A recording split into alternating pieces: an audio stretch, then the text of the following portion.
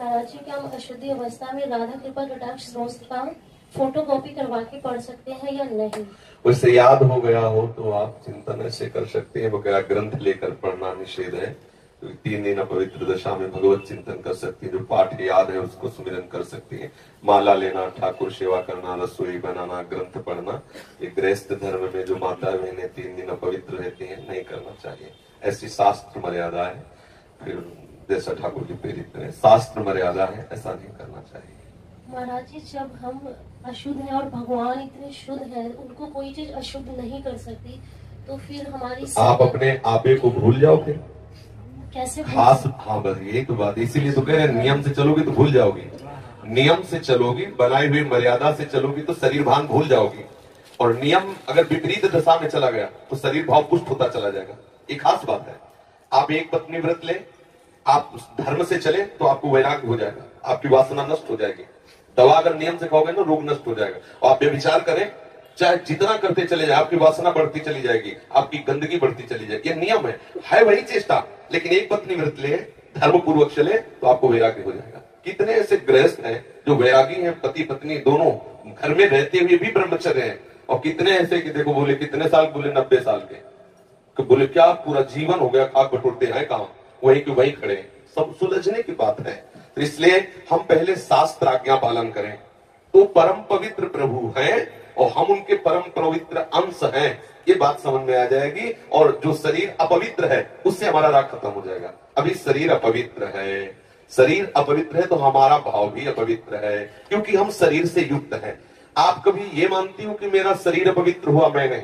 उस समय यही रहता है कि मैं अपवित्र हूं, रहता है ना। मैं जैसे हम शौचालय से निकले तो हम ये नहीं मानेंगे कि मैं आत्मस्वरूप हूं, मेरा शरीर अपवित्र है लेकिन मैं पवित्र हूं। अगर शरीर का स्मरण आ रहा है तो अभी आप शरीर भाव में हैं। और जिन महापुरुषों का छूट गए पड़े रहते हैं अवधूत स्थिति में, भगवान उनके साथ खेलते रहते हैं। उस स्थिति तक पहुंचने के लिए हमें तर्क छोड़कर शास्त्र आज्ञा पालन करना पड़ेगा। शास्त्र की कृपा से, गुरु आज्ञा की कृपा से वो स्थिति आ जाती है।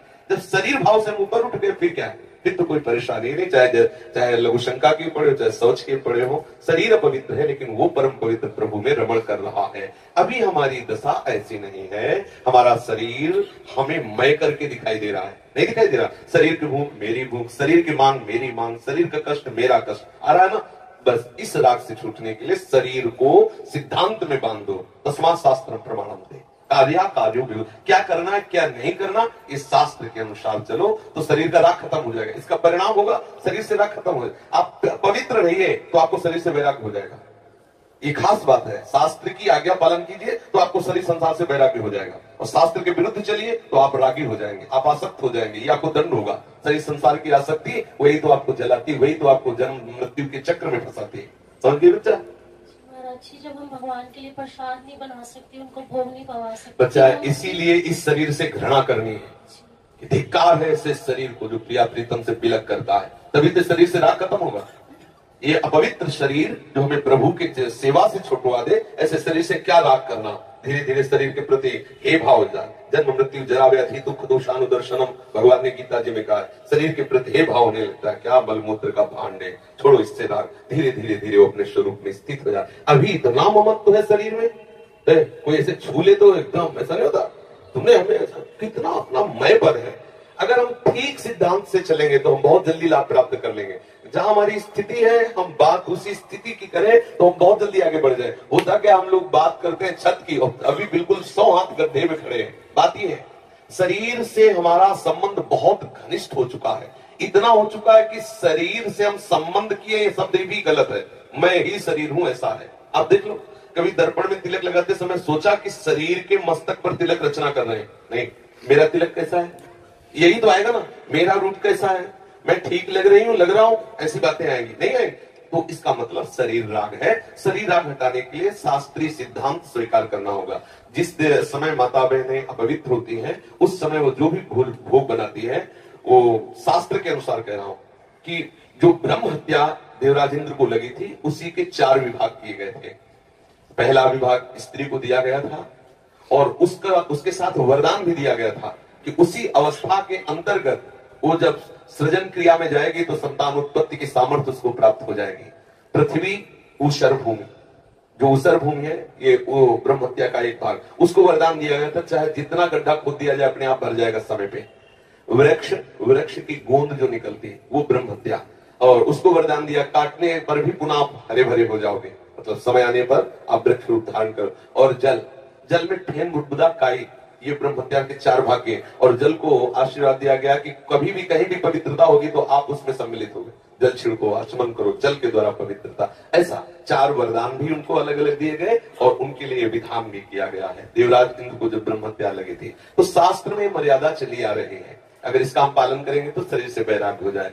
जैसे अब जो बच्चे वैराग्य ले लिए हैं, भले वो स्त्री शरीर में है, और उनके लिए नियम खत्म हो गया कि वो 3 दिन अपवित्र रहेंगे तो छुएंगे नहीं, क्योंकि खत्म संसार के भोग राग, संसार का क्रम खत्म। अब वो वैरागी, अब वो 8 पैर प्रभु की सेवा में लगे हैं। पर अपने गृहस्थ धर्म से है, शरीर सुख की कामना से है, शरीर का हम प्रयोग कर रहे हैं अपने इंद्रिय सुख के लिए, तो आप पवित्रता धारण करो, जिससे तुम्हारा ये राग नष्ट हो जाएगा।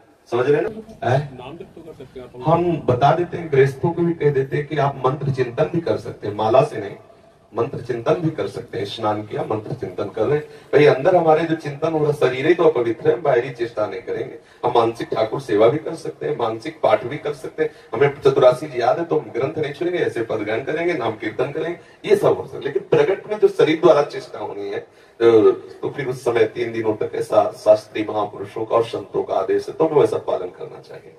किन अवस्था में शरणागति मंत्र ले सकते हैं और नहीं ले सकते? हाँ, शरणागत मंत्र के लिए वैसे हमने बताया है कि शौचालय में और बाथरूम में हम मंत्र न जपे, पवित्र हो करके आचमन आदि करके फिर मंत्र जप करें। और जैसे हम अपवित्र दशा में जैसे ट्रेन आदि में यात्रा करते हैं, सोच गए उन्हीं कपड़ों से, उन्हीं पास फिर नाम जप करें, मंत्र जप न करें। मंत्र में थोड़ी पवित्रता की आवश्यकता है, नाम जप करें, जब हम पवित्र हो तब मंत्र जप करें। और अगर आप पवित्र हैं तो हर समय फिर जप सकते हैं, केवल शौचालय और लक्षण का छोड़कर। दिनचर्या में अपने जैसे रसोई पकाते हुए घर के काम बिल्कुल बिल्कुल मंत्र जप सकते हैं। मानसिक हाँ चलते फिरते बिल्कुल बिल्कुल कर सकते हैं, बिल्कुल कर सकते हैं, उत्तम बात है।